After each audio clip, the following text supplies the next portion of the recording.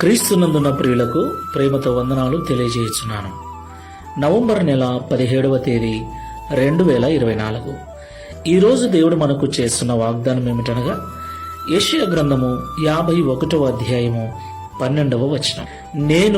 నేనే మిమ్ము నోదార్చువాడను, చనిపోవు నరునికి తృణమాత్రుడగు నరునికి ఎందుకు భయపడుదువు?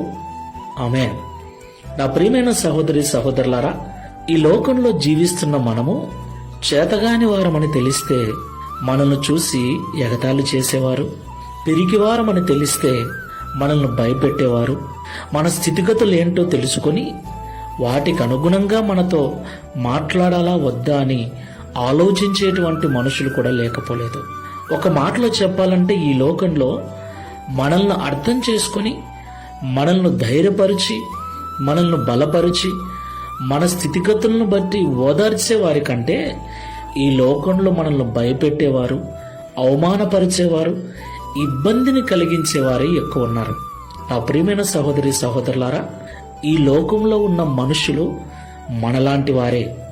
మన స్థితి కంటే వారి స్థితి బాగా ఉండొచ్చేమో, మనకంటే డబ్బు వారికి ఎక్కువగా ఉండొచ్చేమో, మనకంటే వారు బాగా బ్రతుకుతూ ఉండొచ్చేమో, కానీ వారు కూడా మనుషులే. ఏదో ఒక రోజు మనవలే ఈ లోకము నుండి వారు కూడా చనిపోవలసిన వారే.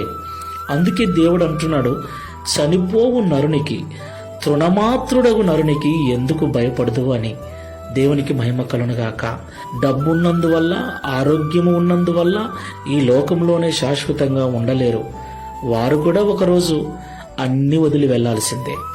కాబట్టి ఈ లోకంలో మనుషులు మాట్లాడే మాటలకు బాధపడక Download ShareChat.